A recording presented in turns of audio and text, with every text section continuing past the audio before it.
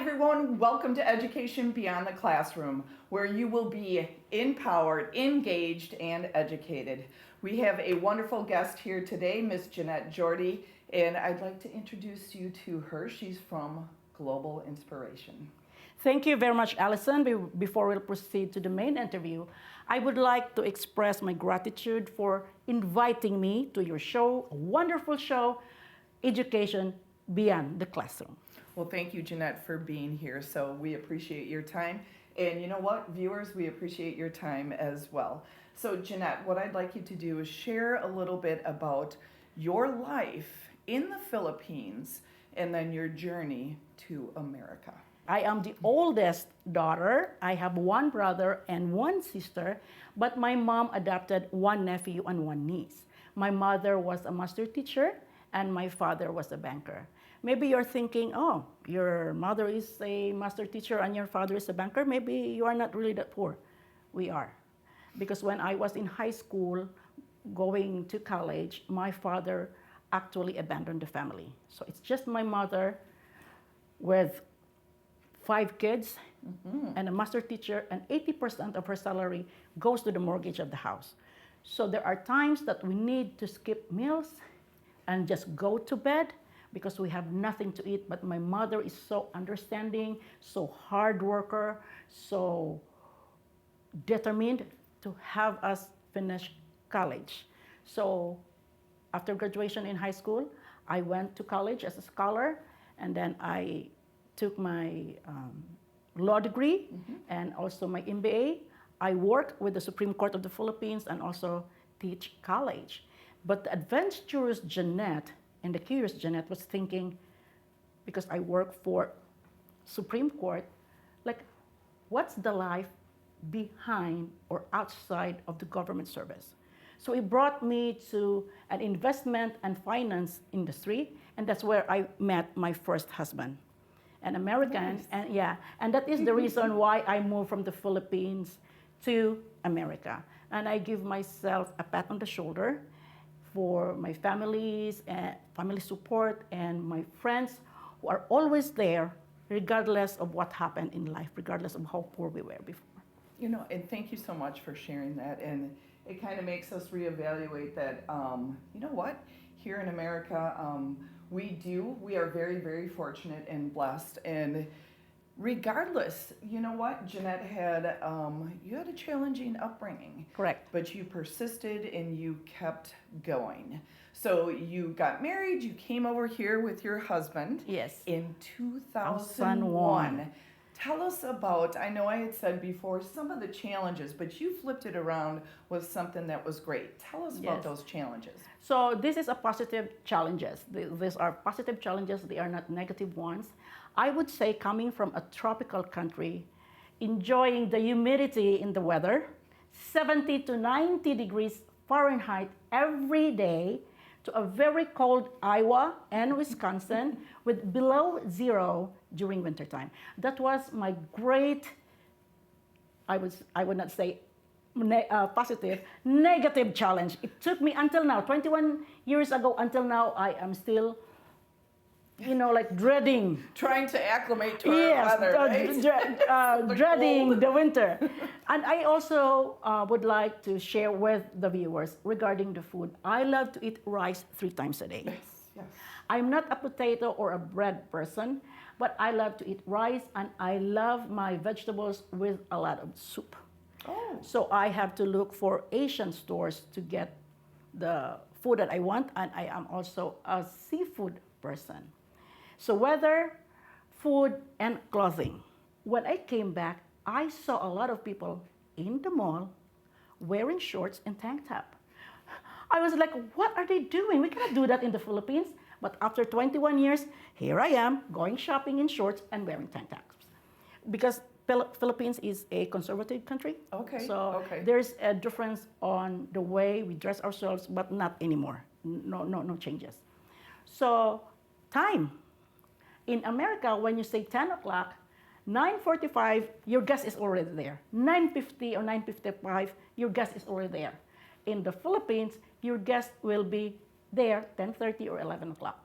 So I would say that you respect the time of your friends, of your family members, because when you say 10, you are actually there at 10 o'clock. Another one is about job. I am not saying that there's no nepotism in America. There is, in a subtle way. Yes, yes.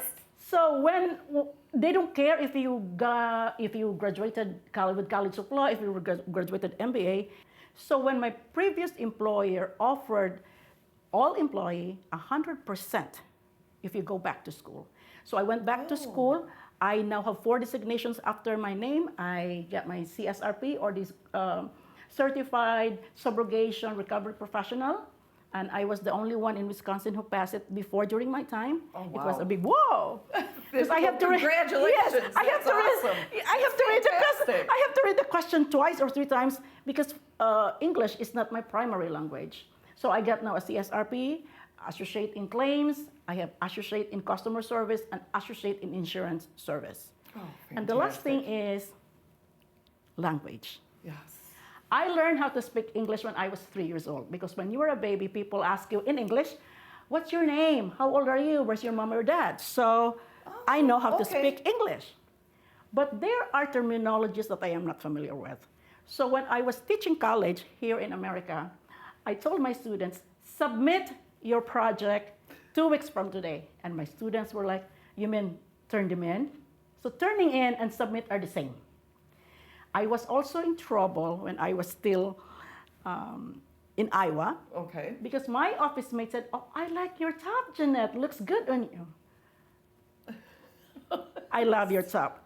But I said, I love your bottom too. Oh, no. But you cannot say that. You cannot say that. So, Yes. so it does. There are a lot of things that are funny, but not really. But it's a learning process.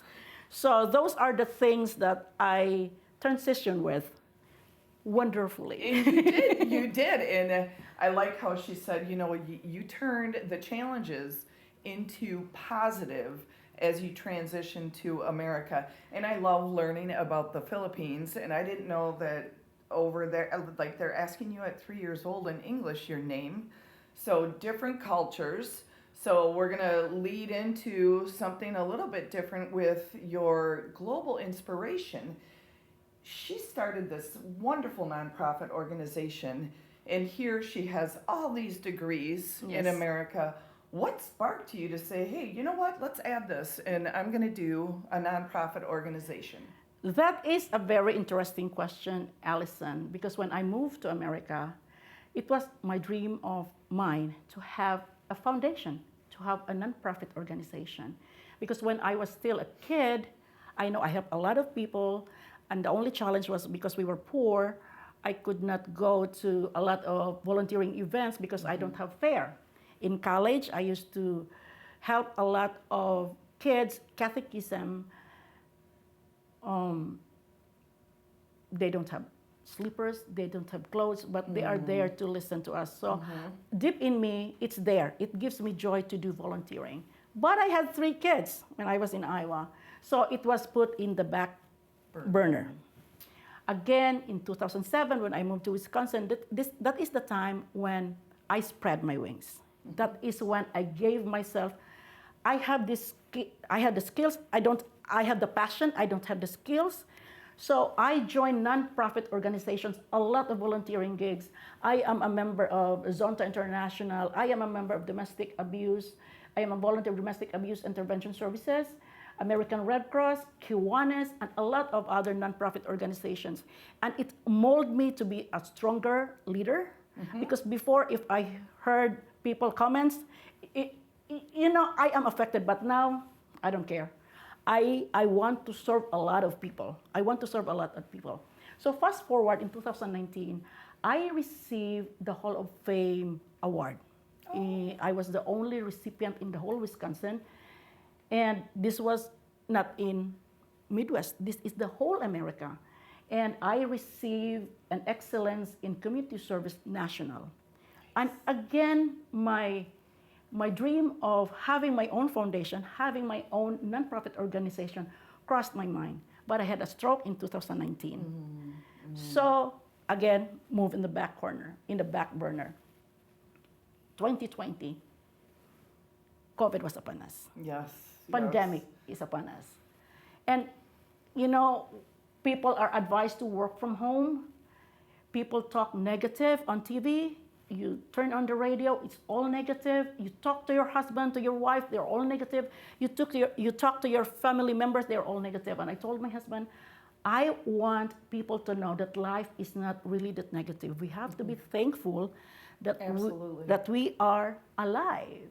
So my husband and I discussing about it. How can I use my skills and my talents to inject something positive in the community? It took maybe 2 weeks for us discussing about it and then supporting me if we have to spend my own money. And then we decided, because I am a Toastmaster member, I know how to speak in public. I have confidence in talking before public. And then the podcast of Global Inspiration was created in July of 2020. Okay. My friend, maybe in August, volunteered to be one of my co-hosts. Okay. Because her husband was also an engineer on TV and an editor. And after a month, people from Chicago, very overwhelming feedback. Then I received a call from Chicago if I am interested that my video will appear on TV in Chicago. And so in 2021 November, I gathered my friends, and then I discussed about having a nonprofit organization, and they love the vision, they love the mission. So Global Inspiration was approved as a nonprofit November 2021, but it was on February 2022 that we were approved as a 501c3. So basically, Global Inspiration is only 6 months. Oh, so it's new. It's just a baby. It's just in the beginning stages. Yes. But you started that all from a passion when you were younger, in volunteering and having so much joy. Correct. In serving other people, and then doing the 501c3 nonprofit organization. Tell us real quick about when you spell inspiration. Yes. It is not spelled with an I, you guys. What do you do? So Global Inspiration, instead of an I, we had one. Why one? Because we are all one, regardless of your religion, regardless of your race, regardless of your age, your sexual preferences, or physical challenges, we are all one. So it took maybe 10 or 15 minutes, because I love the word Global Inspiration, but I told my hubby, I want people to remember Global Inspiration, not just your typical Global Inspiration. So we drove, and then for 10 minutes, he said, like, why don't you change the I to one? So I asked him, that why? was his idea. Yeah, that was his All right. idea. And so, All right. why? And then he told me the reason. I was sold right away. I told the board members about the one, and then they said, oh my gosh, that's perfect. So it's Global Inspiration with a one. With a one, because we all are one. Correct. I absolutely love that. So we've gotten the background, so we're digging in, and we're going to head forward and move forward with human trafficking. Correct. And I know we connected because of the human trafficking. You have a passion for anti-human trafficking. You have a sister nonprofit organization in the Philippines. So can you tell us a little bit about the trafficking that happens in the Philippines, why you have such this strong passion about it, and you know, the types there? What goes on in the Philippines? That is a very interesting question, Alyson, because human trafficking is not a forte of mine initially. I've heard about human trafficking, but it is on the high level. I know kids and women and men are trafficked. That's all I know. But when I was asked and requested by the founder and president of Regeneration International is a 501c3. It's a nonprofit organization now based in Philippines. So it's America, Madison, Wisconsin, and Philippines. So I researched a lot about human trafficking in the Philippines. When I was doing my research, Alyson, like, oh my gosh, it is so disheartening to know. I was so, oh my God, depressed to know the numbers. Because Philippines is the largest one of the largest sources of OSEC, or the online sexual exploitation of children. Oh my goodness. And as reported, 784,000 victims as of 2022, but 784,000 are those that are reported. How about those survivors that are scared or Absolutely. They do not come forward because they feel shame. shame, scared, embarrassed, the judgment of the society, the judgment of the school, the judgment of the friends, the family. So, but out of 784,000, this is based on my research, 60,000 to 100,000 are children. Children, male and female. Out of 60,000 to 100,000, 50,000 are on domestic children on domestic laborers or domestic workers.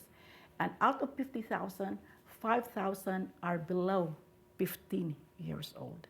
It is so rampant, both labor and sex So both are in. Yes. And I think, thank you for sharing that. And it's disturbing. It is disturbing. It is absolutely disturbing. Yeah. And I know America is also, America is one of the top consumers of human trafficking. Correct. And I think Janette and I are both on a mission to, Yes.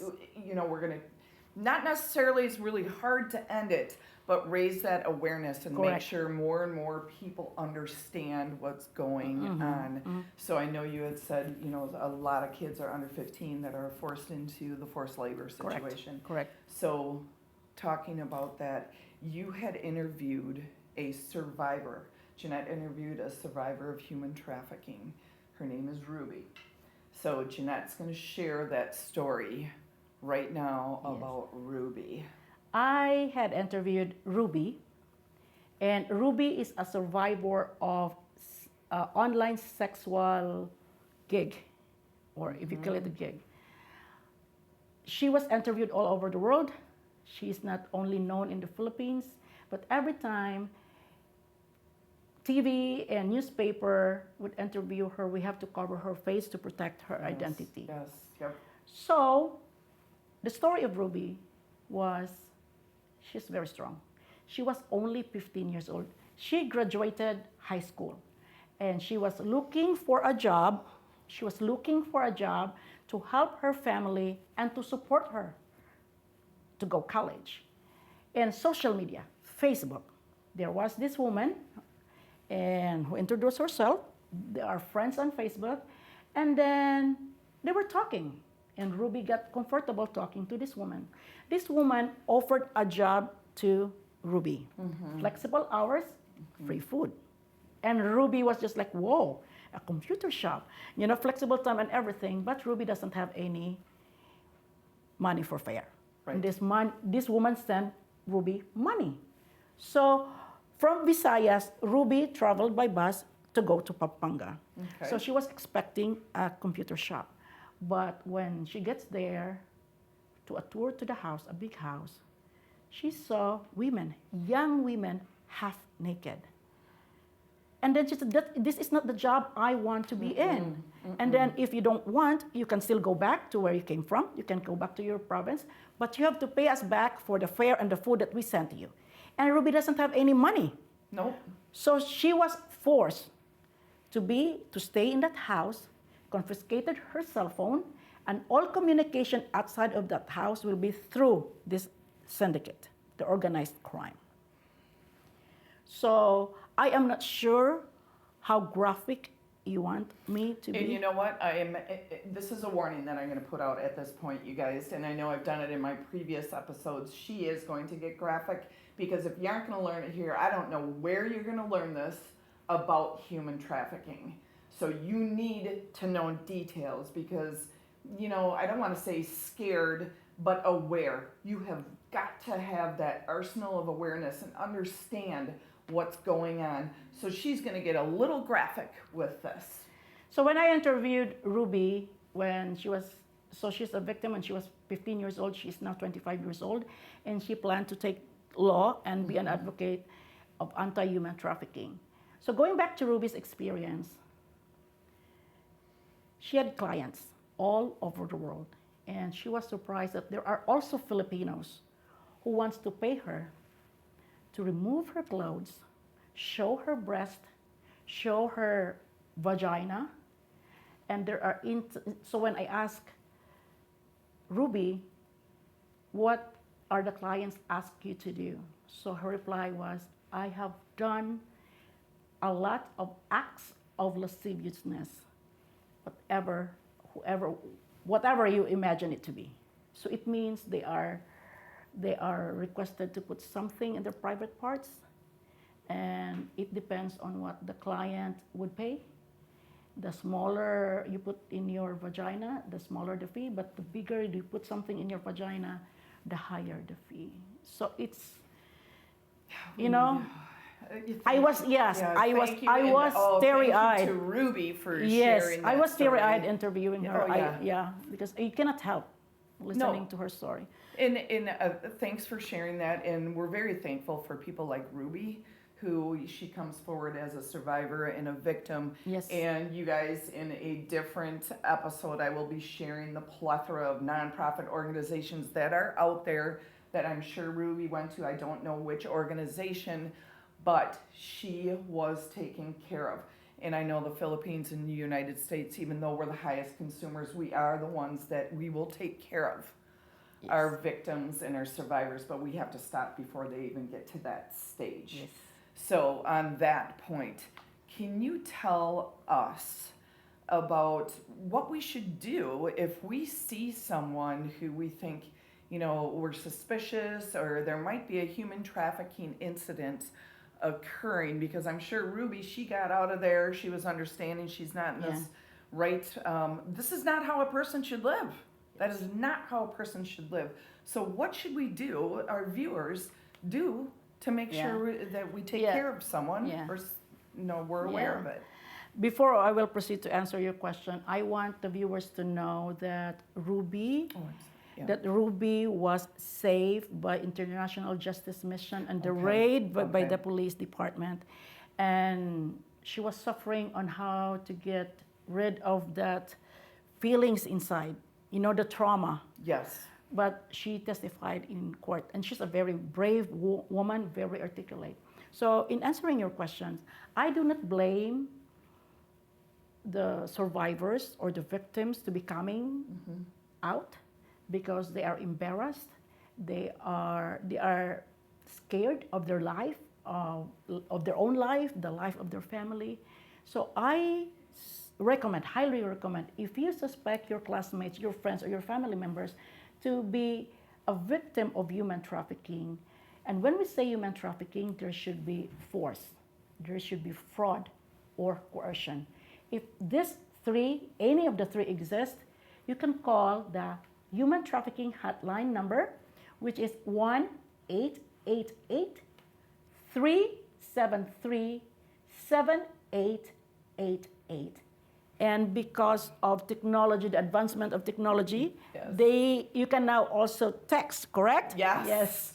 So you can text to 233-733. Again, text 233-733. Thank you. So, and I will add. Yes. So that is the hotline, human trafficking hotline. And if you're not comfortable calling the hotline, you can call the police, the non-emergency police. You talk to the police. Absolutely.